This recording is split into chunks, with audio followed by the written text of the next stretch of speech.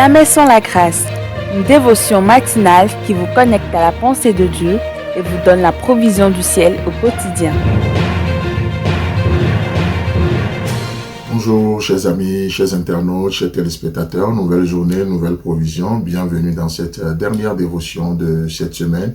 Merci vraiment pour vos partages, merci pour vos commentaires également, que Dieu vous bénisse, qu'il vous fasse du bien et nous sommes vraiment reconnaissants pour vos vies, pour le temps que vous prenez de nous suivre, de nous faire ce retour, également de publier, de liker ces dévotions. Parfois des gens m'écrivent et je dis mais comment vous nous suivez ou par quel biais vous nous suivez ou est-ce que vous êtes sur notre groupe WhatsApp non, il me dit mais c'est telle personne qui me l'envoie, je connais même pas. Et on continue, donc je comprends seulement que je trouve encore dans cela des raisons valables juste pour vous témoigner toute ma reconnaissance pour le fait que vous continuez de publier, de partager les choses de Dieu. Que Dieu vous bénisse encore une fois.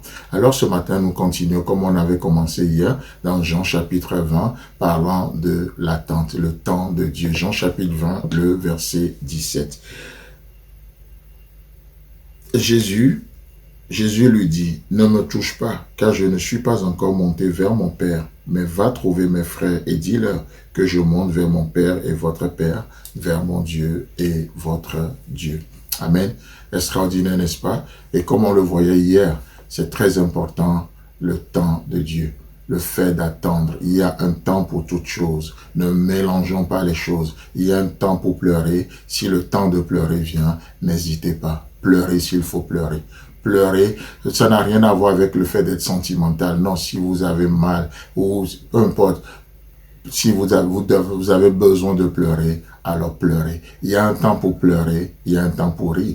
N'est-ce pas ce que la Bible nous dit? Et la Bible nous dit d'ailleurs que ceux qui pleurent en portant les gerbes, qu'est-ce qui va se passer? Ils vont revenir avec des chants d'allégresse. Il y a un temps réservé pour des pleurs également. Alors, pleurez avec dignité ce matin, si peut-être que vous êtes en train de pleurer, mais que Dieu vous encourage, vraiment que le Saint-Esprit vous soutient pour traverser ce moment-là, parce que parfois c'est des moments silencieux.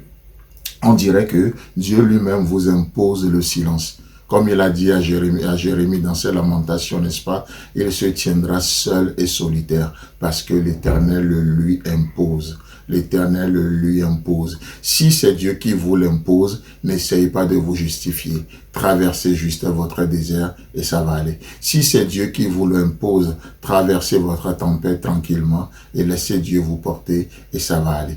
Amen. Ça va aller. Que Dieu vous soutienne, qu'il vous porte comme l'aigle, maman porte les aiglons sous ses ailes ce matin. Que Dieu vous bénisse vraiment. Alors, ce temps d'attente, comme on le disait hier, ce n'est pas un temps où on est désœuvré. Ce n'est pas un temps où on n'a rien à faire. Non, c'est un temps riche. Et il est dit, pendant ce temps d'attente, nous avons une mission.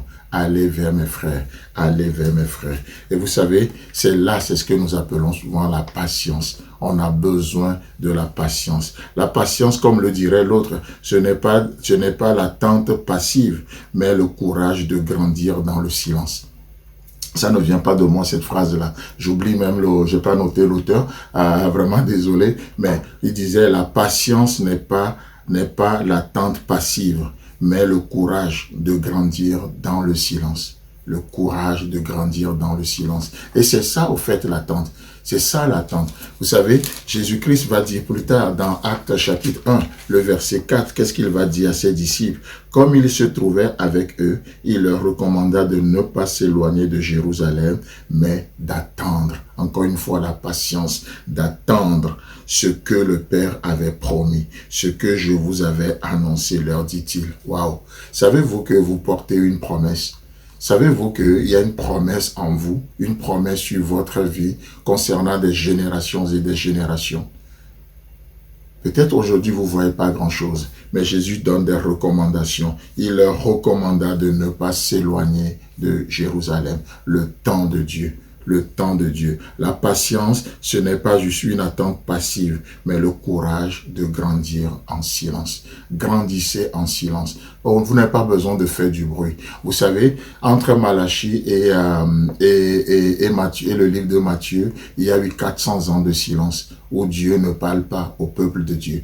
Mais laissez-moi vous dire que ces 400 ans de silence n'étaient pas dépourvus de mission. Ces 400 ans de silence n'étaient pas dépourvus d'histoire. Il y a des plus belles histoires qui ont été écrites. Il y a des choses extraordinaires qui ont été faites, des exploits incroyables qui ont été faits, mais en silence. Chers amis, chers internautes, ayez le courage de grandir en silence. Que Dieu vous bénisse. Si vous avez aimé cette émission, parlez-en à vos amis. Parlez-leur du message de la grâce et de ce qu'il fait dans vos vies.